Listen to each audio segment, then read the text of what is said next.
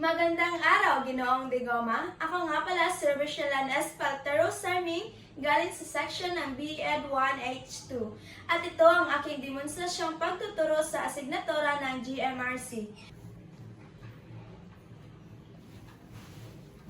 Magandang araw mga bata. Ako nga pala si Teacher Bichel. At bago natin simulan ng ating tatalakayin ngayon, tayo muna ay manalangin. Sino ba ang gustong mangunguna sa ating panalangin ngayon? Yes, Jean-Claude! Sa ngalan ng Ama, ng Anak, ng Espiritu Santo. Amen. Salamat sa panalangin. Bago natin ipagpatuloy, bilangin muna natin kung ilan kayong narito sa klase ngayon. Aba, magaling! Dahil kompleto kayo ngayon sa araw na ito. Bago natin simulan ang ating bagong aralin, balikan muna natin kung ano ang pinag-usapan kahapon. So, sino ang nakaalala kung ano ang itinuro natin kahapon? Yes, Michael? Tama! Napakahalaga talaga na malaman ang mga responsibilidad bilang isang bata. Ngayon naman, pag-uusapan natin ang bagong aralin na tungkol sa mga karapatan bilang isang bata.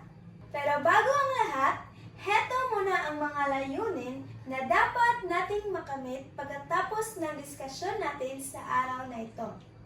At eto ang tatlong layunin. Una ay ang matukoy ng mga mag-aaral ang karapatan ng mga bata. Pangalawa ay ang maipaliwanag ang kahalagahan ng bawat karapatan.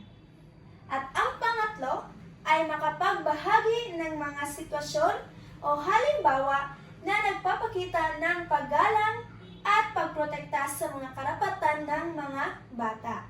At ngayon, ang ating paksa ay tungkol sa mga sariling karapatan bilang bata. Alam niyo ba kung ano ang kahulugan ng karapatan? Yes, Michael? Tama!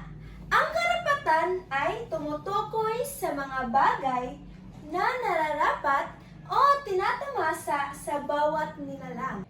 Kapag sinabi din nating karapatan, ito ay ang mga bagay na dapat o nararapat nating matanggap upang magkaroon ng maayos na buhay. At narito ang ilan sa mga karapatan ng mga bata. Ito ang unang karapatan bilang isang bata. May ideya ba kayo kung ano ang tawag sa karapatan na ito? Yes, Ivan? Tama! Napakahusay! Ito ay ang karapatang maisilang at mabigyan ng pangalan. Ibig sabihin, lahat ng mga bata ay may karapatang mabuhay at mabigyan ng pangalan bilang pagkakilanlan. Halimbawa, si Juan ay binigyan ng pangalan ng kanyang mga magulang upang maging bahagi o maging membro ng kanilang pamilya. Paano naman ito? Sino ang may idea sa inyo kung ano ang tawag sa karapatan na ito? Yes, Bernard! Tama!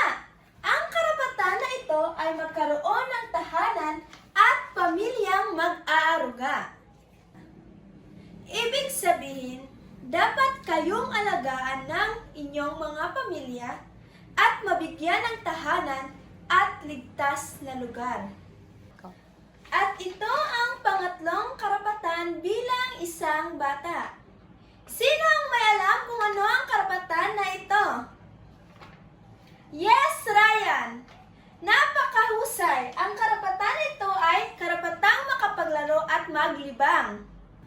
Mahalaga ang paglalaro upang maging masaya at aktibo kayo. Ikaw, Gerald, ano ang paborito mong laro? Paano naman sa'yo, Micaela? Aba, napakasaya naman. At ito ang pang-apat na karapatan bilang isang bata. Sino ang sasagot nito? Yes, Ryan! Tama! Ito ay ang karapatang mapaunlad ang sariling kakayahan. Ibig sabihin, kayong mga bata ay may karapatang makapag-aral, matuto iyong mga talento. At ito naman ay larawan sa karapatan ng panglima.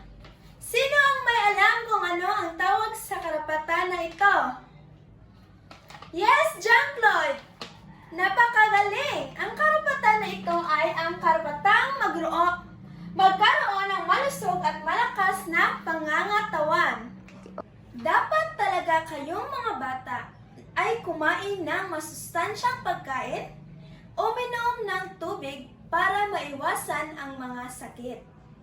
At ang larawan nito ay ito ang pang-anim na karapatan bilang isang bata. Sino sa inyo ang may idea kung anong karapatan nito? Yes, Jefford! Mahusay talaga! Ang karapatan na ito ay ang karapatang magkaroon o mabigyan ng sapat na edukasyon. Ibig sabihin, kayong mga bata ay nararapat na makapag-aral upang matuto at magkaroon ng mahalagang kinabukasan. At ito ang pang-pitong karapatan. Sino sa inyo ang may idea kung ano ang tawag sa karapatan na ito? Yes, Roosevelt! Mahusay talaga! Ang karapatan na ito ay manirahan sa mapayapa at tahimik na lugar. Ibig sabihin, dapat kayong lumaki sa lugar na kung saan malayo sa gulo at panganib. At ito ang panghuling karapatan bilang isang bata. Sino ang may idea kung ano ang karapatan na ito? Yes, Gerald! Tama! Ito ay ang karapatang makainom ng malinis at ligtas na inumin. Ibig sabihin, lahat ng bata ay dapat o nararapat talaga na makainom ng malinis na tubig upang maging maligtas. At ito ang 8 karapatan o ilan sa mga karapatan bilang isang bata. May natutunan ba kayo sa araw na ito? Kung gayon, ano ito? Yes, Robbie? Tama! Mahusay ang lahat. Para sa inyong takdang aralin, gumuhit ng isang larawan na nagpapakita ng isa sa inyong mga karapatan bilang isang mga bata. At dito nagtatapos ang diskusyon sa araw na ito. Maraming salamat sa iyong pagkikinig. Paalam!